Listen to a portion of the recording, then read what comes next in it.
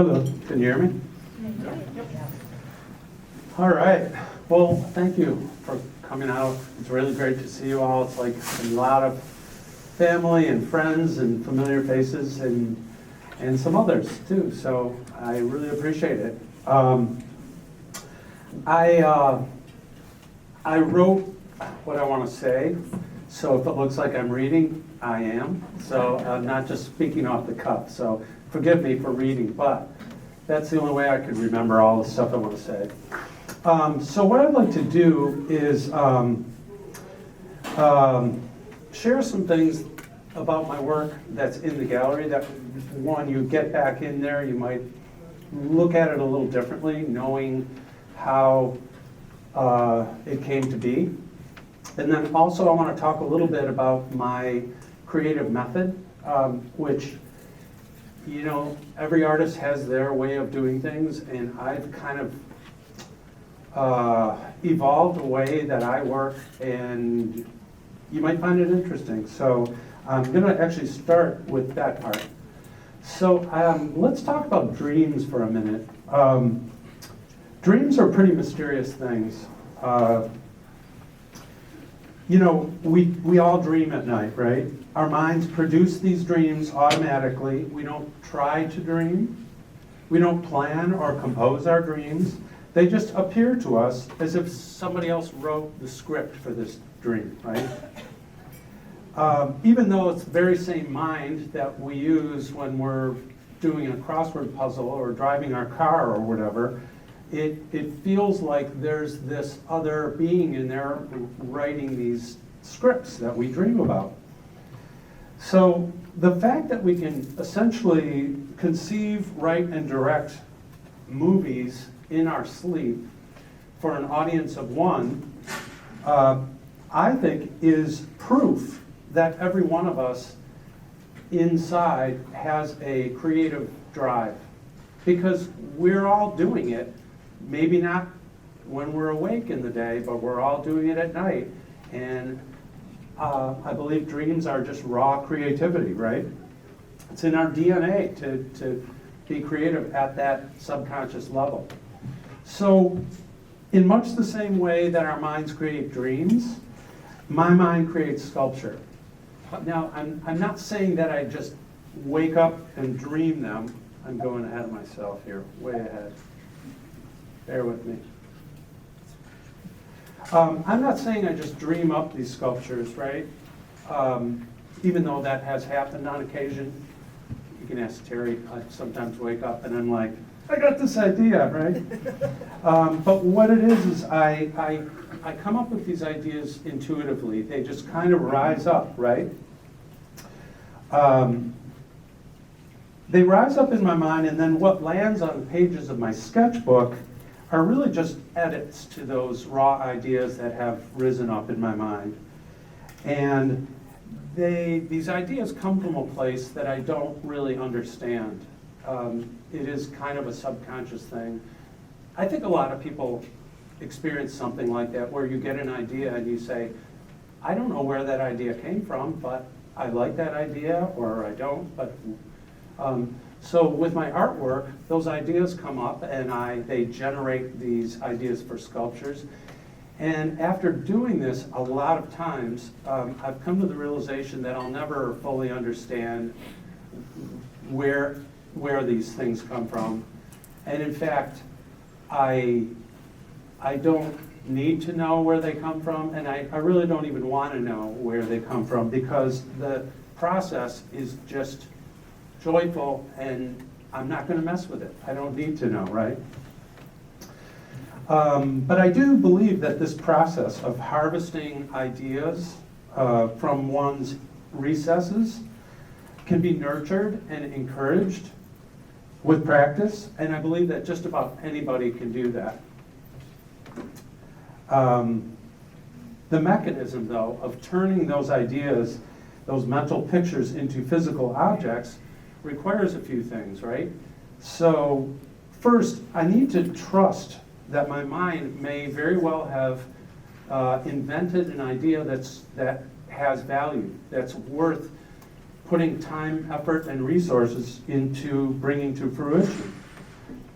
And then I have to assess and edit the concept into something that communicates the spirit of that idea to others in a way that's somehow compelling and interesting to them. The editing process needs to take into account materials and processes. Is this something I can even fabricate? What materials are capable of being shaped in the way I want to shape them? Are the materials in concert with the original idea? Or maybe do they fight against that idea? And if they do, is that necessarily even a bad thing?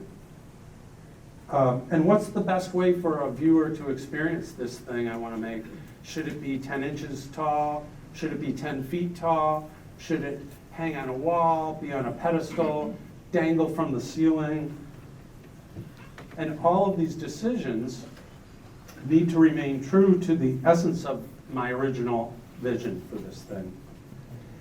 Interestingly, like many dreams, often these pieces have some significance or meaning that only becomes, it's only revealed to me through the process of exploring the idea, and maybe during the process of building the sculpture. So it's kind of like a dream in the sense that a lot of times, we wake up having had a dream, and we don't know the meaning of that dream, and then it's sticking with us, and at 3 o'clock the next day in the afternoon, you go, or maybe you're talking to someone about it, and then the meaning comes clear to you. So it kind of works that way for me, and a lot of times the meaning of a piece, if there is meaning to it, a lot of them are not about anything, but if there is meaning, sometimes it's only revealed during the process of making it.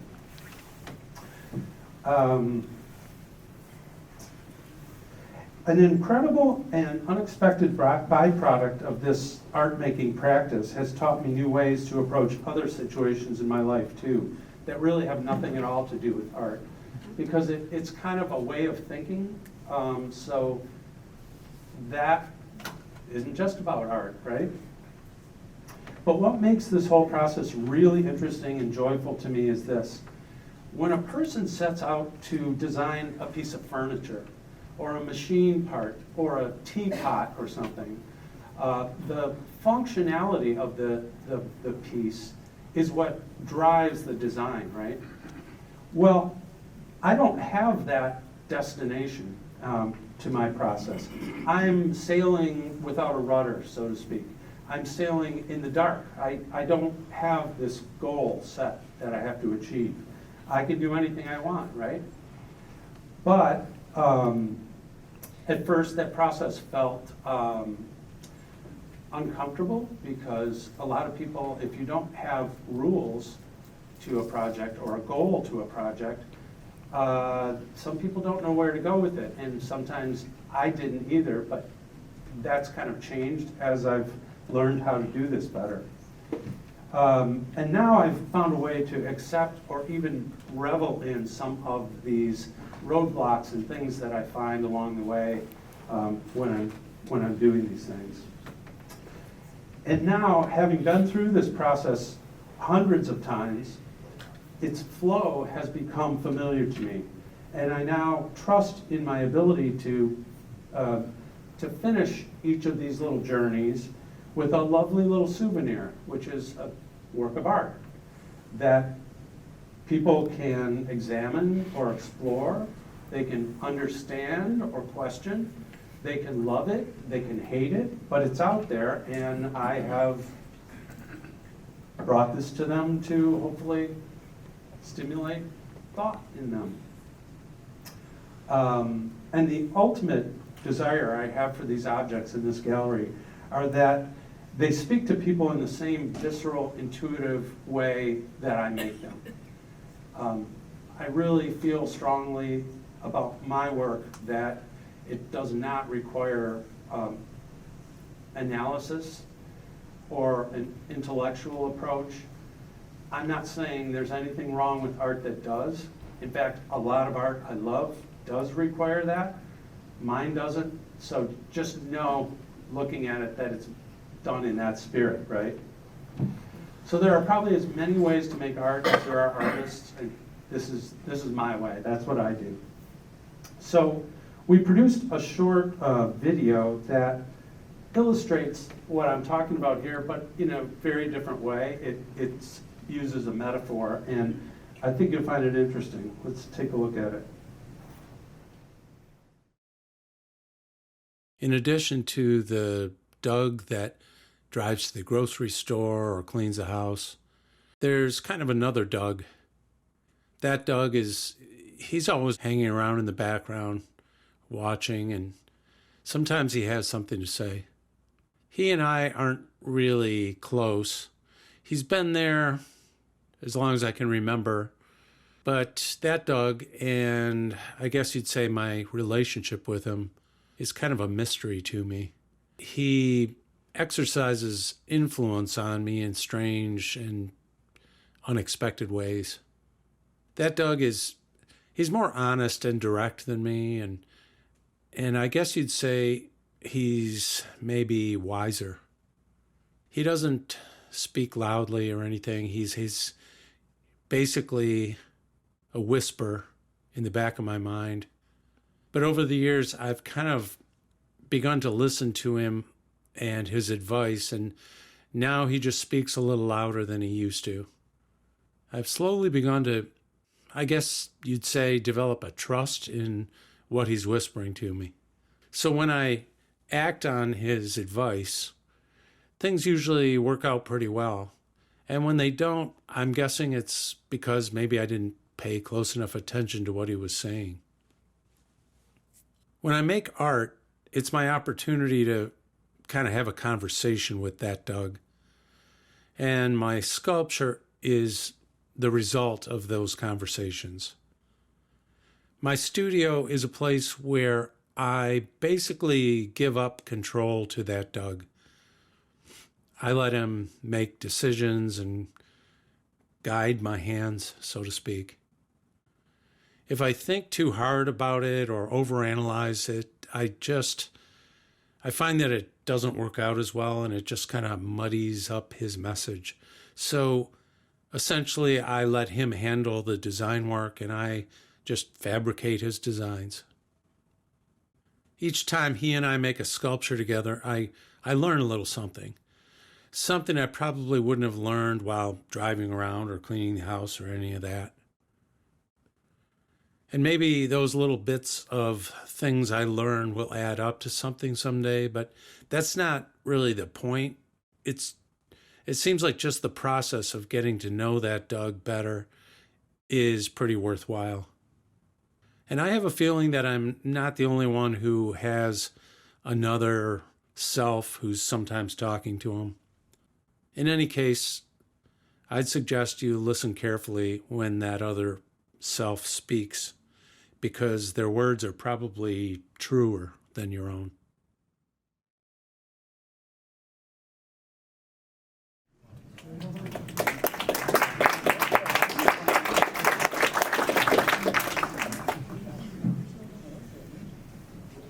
Thanks. So sometimes this process exposes me to new concepts and materials and techniques that I want to explore further. This often turns into a series of sculptures that are related enough to each other that they feel like a family of pieces. You can see quite a few of those in the gallery tonight. And I thought I'd talk about like the background of a few of those series, and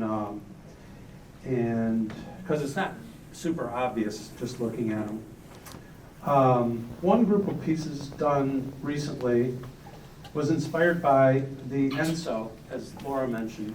The Enso, you've probably seen it, but a lot of people have seen it and they don't know what it is exactly, because it's a thing that's been used all the way down to like corporate graphics and stuff now, like logos and things. But the roots of it are really interesting. The Enso is not to be confused with that coffee stain on your desk, right? Even though it looks a lot like it. The Enso is a Zen spiritual practice where a person draws a circle, usually in ink, usually in one fluid motion and often in one breath. Like it happens in 15 seconds or something like that. And there's all kinds of them. If you go on YouTube, you'll see people making ensos with mops and buckets of ink, and the enso is like 12 feet in diameter and every kind of thing, right? So they're really out there and they're really interesting. And I should make clear that I am not a Zen Buddhist, and in fact, I don't really even make ensos, but I find them really fascinating. Let's see. But anyway, this practice fascinates me for a few reasons. For one, it's important to people, the people who make them. What's important about it is not the finished thing itself, it's the act of making it. And I find that really interesting because most art, it's not about the act of making it. You're making this beautiful product and there's a lot of pressure to fulfill your vision or to get the commission to look good for the person that commissioned it, and there's so much else that comes into it. And making an enso is totally not like that. It's just the experience of doing it is what it's about. And to me, that's very much like art therapy, right? Because in art therapy, it's not so much about did this person make an awesome picture. It's about the act of making it, and it's therapeutic, and it's the act of doing it has value, right? Another thing I find really interesting about enso and that whole family of Japanese calligraphy is that it ties in with a Japanese concept called wabi-sabi, and many of you might be familiar with that too, but wabi-sabi is a Japanese concept, an aesthetic concept, where imperfections are not only accepted, they're celebrated. Now, in the Western world, ideals are focused on perfection and beauty, and in Japan, wabi-sabi is a generally accepted part of the culture and their aesthetic. And it really acknowledges three basic things. One, that nothing lasts. Another is that nothing is ever finished. And the other is that nothing is perfect. And wabi-sabi is all about those things. Personally, I have, over the course of my life, found great beauty in imperfection. And I think it's obvious in a lot of the work in the gallery tonight. So I got this idea to make an enso sculpture, which I did. And that's pretty much, as you can see, pretty much a straight up enso, right?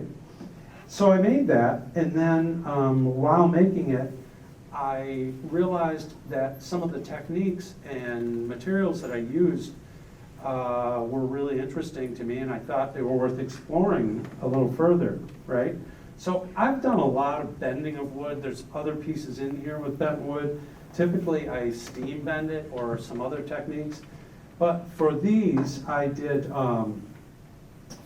I used a plywood that is specifically for bending, and it's all the plies go in one direction, so you can actually form arcs in it. It's not rigid like normal plywood, right? And that's what these are made out of. So these forms, what I do is I use glue in between all the layers, and then when the glue is dry, I put it in a jig to hold its position, and then when the glue is dry, you take it out of the jig and it holds its position because the layers can't slip against each other anymore. They're held into this position. This is actually a piece, one of the pieces in the show, all in a jig that I created for it. So I found these materials really, really fun and really interesting, and I wanted to explore it further. So that's what led to this series of a dozen or so pieces you see kind of on or near the back wall of the gallery here. These are some of the pieces in there that are a part of that series. Some of them are pretty closely related to ENSO, some quite not closely related, but they're still, they still refer to that way the brush strokes work when you're making an ENSO. The series kind of culminates in the large circular wall piece called Gravity. This large piece is a distorted circular form in 3 segments. It took a couple of months to make, or maybe even a little more than that. Because the forms are so large and heavy, and excuse me, and because the wood glue that I use dries pretty quickly, the working time, you have to move pretty quickly, and it required a lot of assistance. And I would like to thank my son, Charlie, over here, who helped me so much with these. Like hours and hours, and he learned the system, and he was like the best assistant you could ask for, right? So that was awesome. There's another group of sculpture in this show that I call letter forms. In addition to making sculpture, as Laura mentioned, I've had a parallel career as a graphic designer. Through that work, I've developed a real appreciation for the symbols that we call an alphabet and all of the interesting forms that they can take. This love of typography has snuck its way into my art practice. But rather than dealing with the meaning of the word, I chose to celebrate the letter forms themselves, because working with fonts for so many years, I look a lot at them and examine them, and I find some way more beautiful than others, and so I kind of wanted to celebrate that in these pieces. So this piece on the screen is a font called Gotham. That's very useful, like business font, but it's all chopped up in ways where I've created something new out of it.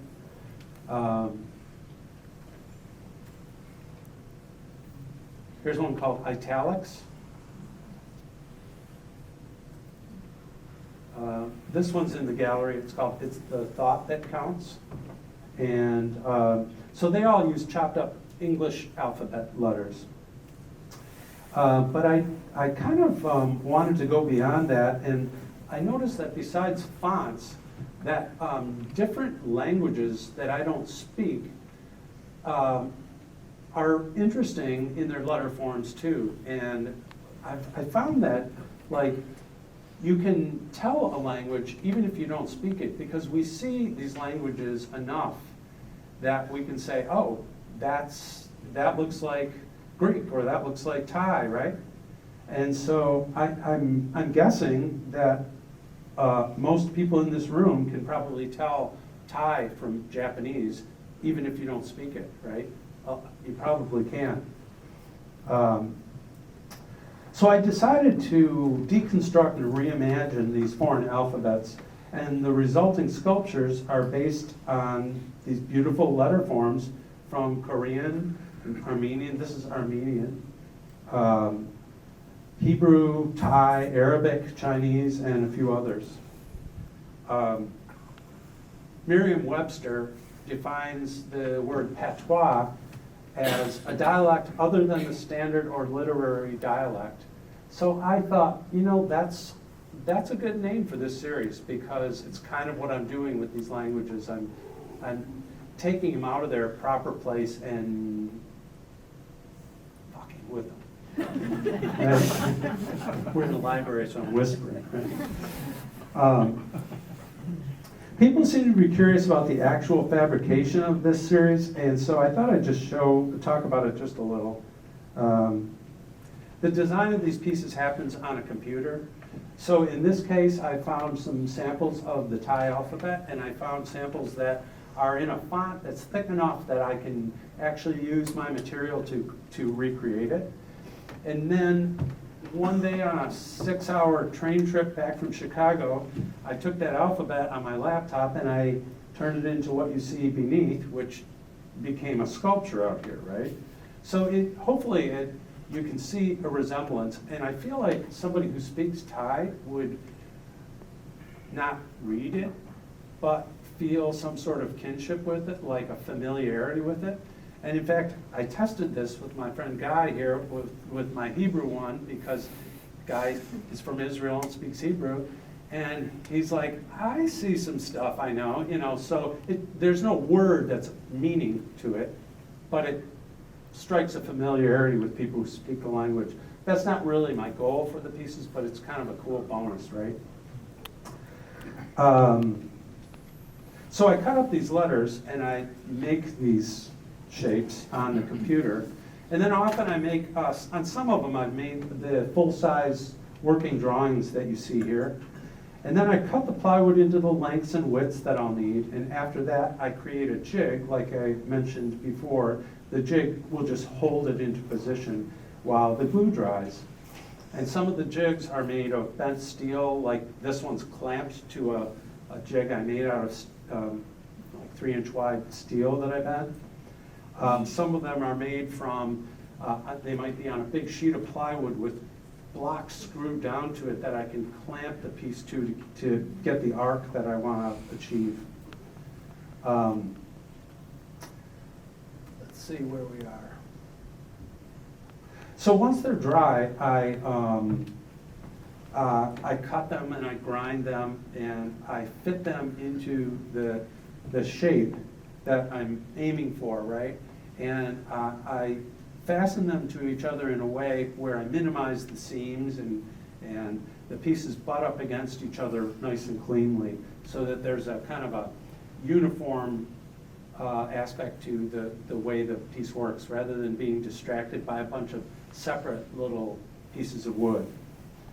To paint these pieces, I use a layered setup. So I'll do an underpainting, and then I'll do a texture of in that underpainting, and then I'll use a different color as an overpainting, and then I sand through the outer color to reveal some of the underpainting. And after I finished these pieces, I realized that they fall pretty well under this umbrella term called asemic art, which I was not aware of. I learned about it. There's actually a show at Detroit Artist Market right now of asemic art. It's really interesting. And that's where I learned about this, and I'm like, these pieces I guess are asemic art. What that is it's typically it takes the form of calligraphy, where it looks like writing, but it's not any language. It just has the characteristic of writing, and people do it in all kinds of ways, and it's also often referred to as visual poetry.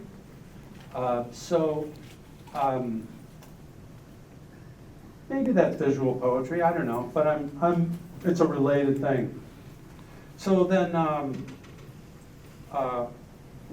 the last series I want to talk about, it's a little different. Some years ago, I listened to a lot of music, and music's been a big part of my life since I was 12.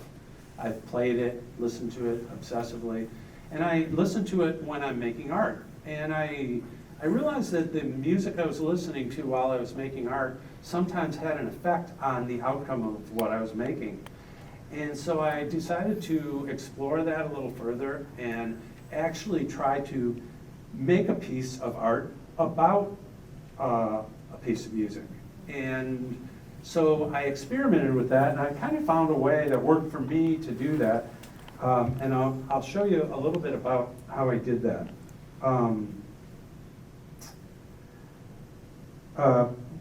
So I call it the covers project, because it's like my covers album, right? Of covers of different songs and things.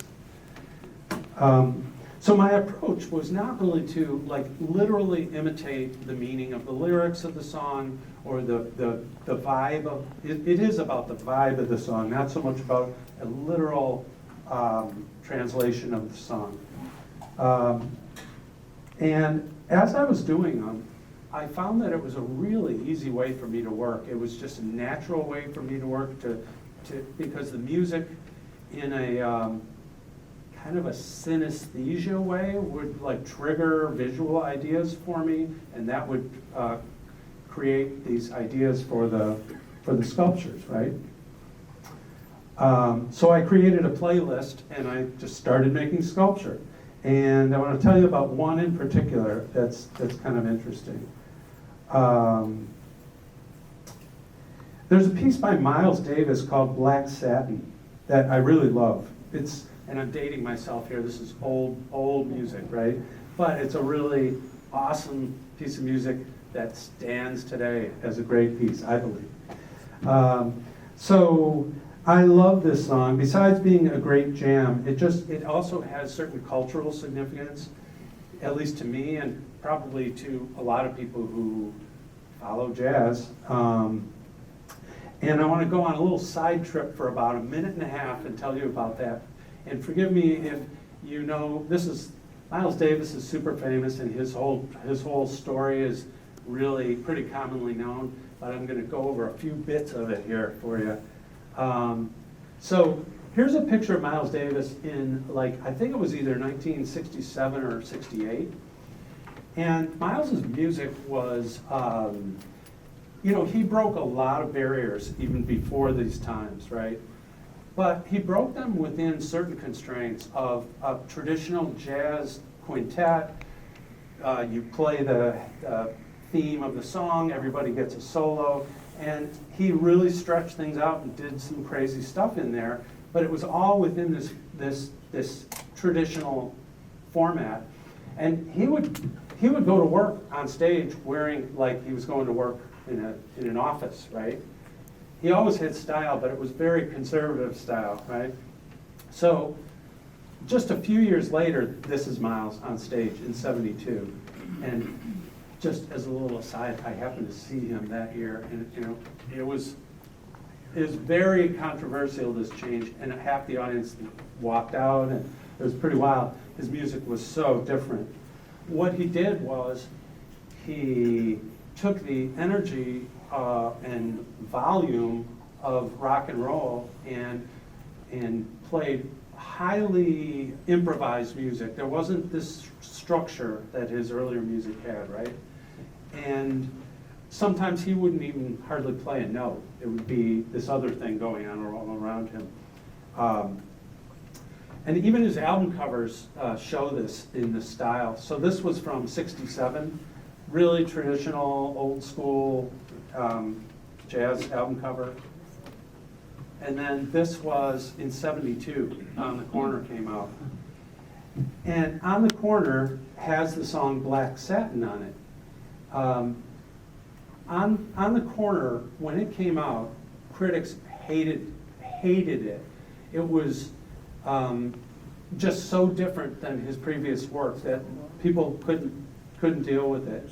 And now I think it's on lists of greatest albums, top 100 jazz albums of all time and things like that. But it took decades for people to, he was just way ahead of his time with it, right?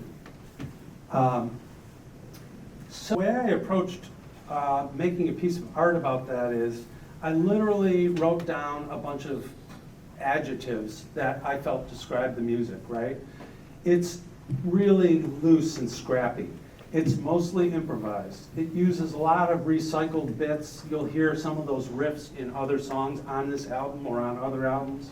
It's very urban sounding. It's very mysterious. It's very risky sounding music. It's adventurous. It's rough around the edges. It's not polished at all. And one of the biggest things about it is that it uses a lot of elements that most people would think sound like mistakes, and they are left in. The whole album is full of mistakes, right? And that goes back to maybe Wabi Sabi, right? There's beauty in that. So what I did is I took those and I tried to make a piece of art that fit that description too, right? So this is what I came up with, and it's in the gallery. Now, I wouldn't expect someone to put on headphones and listen to Black Satin and look at this piece and necessarily know how I did that with those adjectives, but hopefully what it did is create an interesting work of art that maybe people can see maybe they don't even listen to the music. In fact, most people who looked at it over the years, because this is a 7 or 8 year old piece, maybe they see no resemblance or have never heard the music. But I think it is. I think it relates to it. So this series, some of them are in here. I'm going to show you just a few more. Some are sold, and like this one's sold, but this is by a band called The National. This is my cover. This is in there. This is by this Norwegian duo called Exploding Plastics, which does some really wild and cool a lot of samples. Here's a piece by the band Meshuggah, which if you've never heard Meshuggah, go home and put it on loud and everyone will hate you. It's the most extreme metal I've ever heard, right? But it's beautiful, it's beautiful. And this one's called I, just the letter I, and it's a 21 minute piece of music that's just an assault on your ears. And so I tried to do that, right? There's this composer named Eric Whitaker who writes kind of classical, I guess you'd call him a classical composer, writes for vocal choirs, and he looked that one up. It's a beautiful piece of music that sends chills down my spine every time I listen to it. It's called Lux Arumque. Lux Arumque? Anybody speak Latin? Lux Arumque? Okay. Something like that. Anyway, that is all I really prepared to talk about. I guess it was quite a bit. So thanks, and yeah, thank you. I really think a lot of artists do work intuitively like that, but I have found that it's a little bit, the artists that get the most attention now are really high concept art that is like all about issues, like identity, social justice, and that's great, but it makes artists like me, who I'm not doing that, it makes me struggle with the idea of, is my art important, right? They're trying to make important art. I'm trying to make fascinating and beautiful objects, So it's kind of rough in that world where you're up against somebody who's trying to literally change the world with a painting, because people are doing it. They set out to do that. So again, nothing against those people, but in the art world today, I feel a little bit on my own sometimes. So good. Good, yeah. Just a thought in response to that, which is that a lot of the letter form stuff is really profound in terms of, and you have no idea how it's going to land on anybody and how it's going to transform anybody's idea of anything. So, Yeah. And that's what art does. It has a conversation with whoever is in conversation. Yeah, so I feel like what you're getting at is the idea that I might put this stuff out there that way, but then somebody might look at it and read their whole thing into it, because that's what happens. Every piece of art out in the world gets interpreted differently by everybody who sees it, and they may interpret it in an analytical way. Or it will somehow transform them. Yeah. And that's really what we're talking about. Yeah, that's kind of my goal, but I like to think that they're transformed a little bit by a piece of art by just being fascinated by it without having to dig into a message. Or name it. Or name it, yeah. Yeah. Yeah. So one thing when I'm swimming, one thing my brain does, I don't know if everybody's does, but I do this thing where I allow myself not to think too much about any one thing. So it's almost like if there's a landscape of thoughts, I just kind of touch down on them here and there, right? And I just let myself drift like that. And if something's important, I land on it and it's gonna be there for a while and I might figure it out while I'm swimming, you know, or not. But yeah, it's a thing. I would encourage everyone to try it.